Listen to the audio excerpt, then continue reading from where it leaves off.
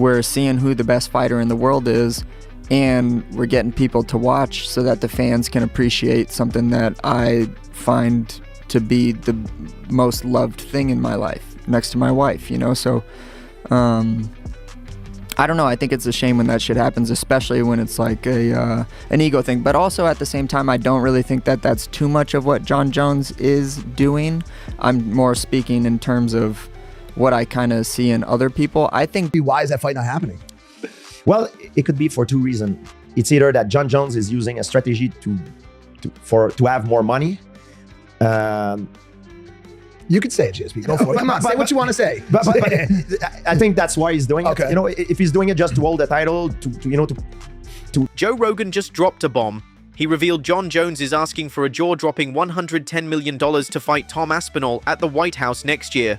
Yeah, you heard that right. A UFC fight on the White House lawn. Sounds crazy, doesn't it? At first, people laughed it off like some wild rumor, but now it's actually starting to look real, and people are reacting. Jon Jones, who just officially retired after UFC 303, seems to be making a dramatic comeback, but on his terms, and that's what's making fans and fighters uneasy. Jon Jones finally wants to fight Tom Aspinall, but this time at the White House. I told you guys that Jon Jones was playing chess, not checkers, this entire time. Someone just tweeted this at Jon Jones saying, "Ducking Tom Aspinall, ?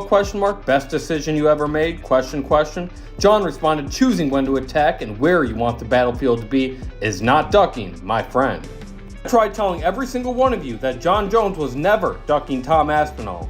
It's very clear here that Jon Jones is playing that $110 million demand. It's got everyone talking. It might just be the most talked about story in MMA right now. Some people say Jones deserves it. He's a legend after all. But others, like his longtime rival Daniel Cormier, are furious. On his podcast 3 Rounds, Cormier said he thought Jones was just messing around. Trolling, he called it. He figured Jones was just teasing fans who've been dying to see him fight Aspinall, and you could tell Cormier was done with the mind games. "Why are you playing with people's emotions?" he asked. This, to him and many others, isn't just about money, it's about respect for the fans, the fighters, and the sport. The star Aspinall would have been if we just would have got that fight over with right away. Think of the star Ngannou still would have been for this company if you just would have had that fight and moved it on. And then you have an epic rivalry between those two, Aspinall and Ngannou. Like the years and years of amazing heavyweight fights could have been happening if Jon Jones just wasn't a petulant child, and if the UFC wasn't just the, "Oh no, it's fine, he's just finding himself," like just so annoying. Jones shocked everyone when he retired in June 2025. That move threw the whole heavyweight division into chaos. He had spent months dodging a title defense against Aspinall, who was riding high after defending his interim title against Curtis Blades in 2024. Then suddenly Jones handed in the belt and walked away. Dana White had been hyping a unification bout for months, but after Jones retired, Aspinall was bumped up to undisputed champ, and then just 2 weeks later, Jones quietly submitted paperwork to re-enter the UFC's anti-doping pool. Rumors exploded. Had he ever really retired? But what did you make of it when you heard Jon calling out Alex of all people? You know, I think he does do this because, you know, Alex Perez now he's like big star in the UFC, you know, everybody loves him, so he know what he's doing, you know, but I believe he should to fight against Aspinall, but I think he a little bit afraid of him, you know, because Aspinall is someone who can really stop him and beat him. Yeah, I mean, that's what I think that he believes. Those rumors blew up after what Rogan said. Now everyone's talking about a potential UFC mega event like UFC 300, but at the White House in 2026. Jones versus Aspinall, a once-in-a-lifetime kind of fight. It's wild. An iconic location, a legendary fighter, a huge $110 million demand. Some people are hyped, but others, they're not buying it. The backlash is growing. Say, no, you're not going to take this. And do you know what Jon Jones did? You have it. I don't want to fight. You can have it. This is unbelievable. The greatest of all time. What a load of shit. I'm sorry. Never going to call that him the GOAT. Ever again. Because being the greatest of all time is not just about winning. And that's what Jon Jones doesn't understand. It's about how you conduct yourself throughout the whole of your career. Are you willing to fight the biggest? People are calling out Jones. They're saying he's trying to boost his value to ridiculous levels. He hasn't fought since 2023. And the way he avoided a fight with Aspinall when it made the most sense, it's turning fans against him. "You either fight or get out," Cormier said. To him and others, this isn't a one-time thing. Jones has been doing this for years, dodging fights, dropping cryptic hints online, and making wild demands when the attention starts to fade. This $110 million isn't just about money, it feels like a power play. Like Jones is saying, I run this. But the MMA world? It's not impressed. I was absolutely confident that Jones versus Aspinall was done and we were going to do it. And here we are today. So you never know. I don't get into it until it actually happens. Is there a fight that you almost made that didn't happen? Aspinall Jones. The fight was done. Everybody had agreed to it. Everybody agreed to the whatever, and then Jones came back and said. Meanwhile, Tom Aspinall has stayed focused. He's still training, still making appearances, still carrying himself like the true champ. He's 15-3, at the peak of his game. Fans want to see how his speed, calm, and raw power would match up against Jones's mind-bending fight IQ and awkward, unpredictable style. But the longer Jones stalls, the more people are turning toward Aspinall. Social media is buzzing since Rogan spilled the news. Some fans are flat out saying Jones is scared and pricing himself out to avoid the fight. Others think he's playing chess, forcing the UFC and Dana White into a corner where they either make this insane idea happen or miss out on a legendary event. I'm as big a Jon Jones fan as anybody, and I've always defended he's not afraid of Tom. He's willing to fight anybody. It's hard to not fall into that narrative here, though. To me, fighting in the White House, that doesn't do it. But maybe I'm a different person, maybe everybody looks at it different. For me, if you tell me they're going to have a fight at the White House, cool, all right, it'd be cool to do it. If not, whatever, a fight's a fight. Maybe Jon looks at it. And if there's one thing Jones is good at, it's getting leverage. Still, critics are calling this the McGregor effect. They say Jones is copying Conor's playbook, demand huge paydays, turn every fight announcement into a show. But there's one big difference. Jones hasn't delivered fireworks or shown up consistently in a long time.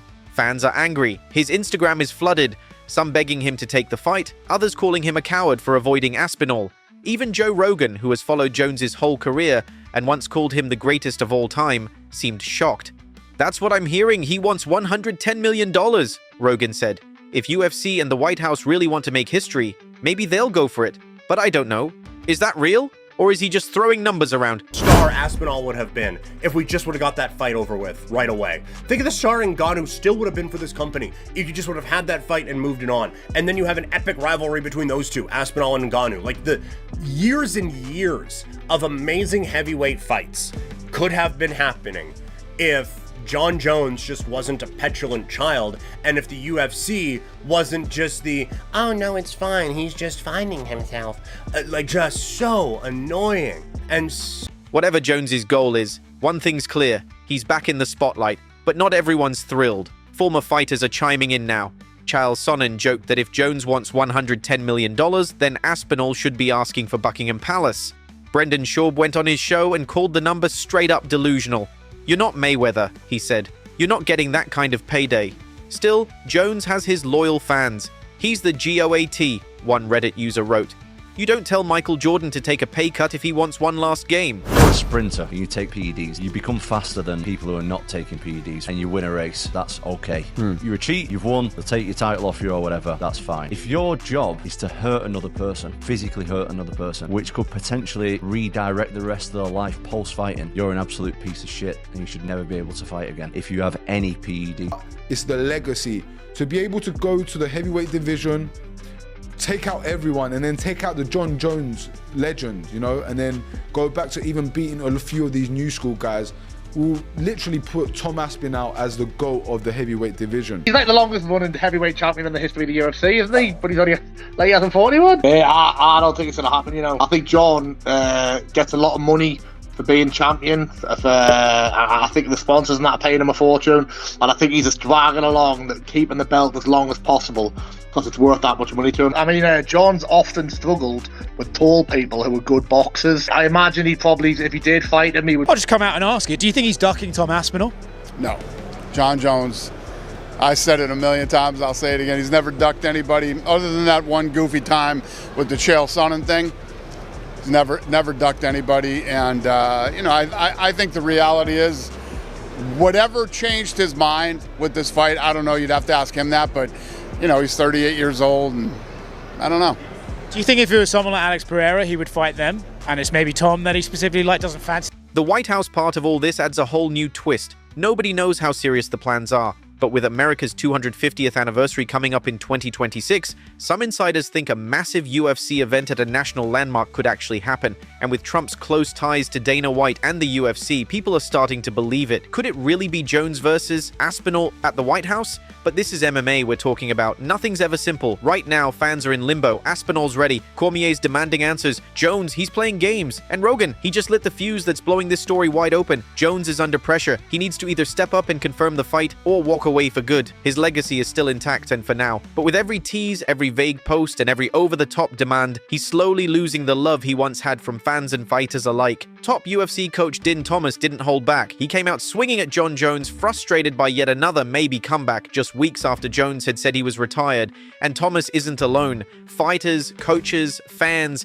they're all tired of this emotional roller coaster. After months of hype building toward a fight with Tom Aspinall, Jones walked away in June 2025. He gave up the heavyweight title, he was done. But now, he's back in the spotlight again. Not for legacy, not to face Aspinall, but to maybe headline a UFC event at the White House.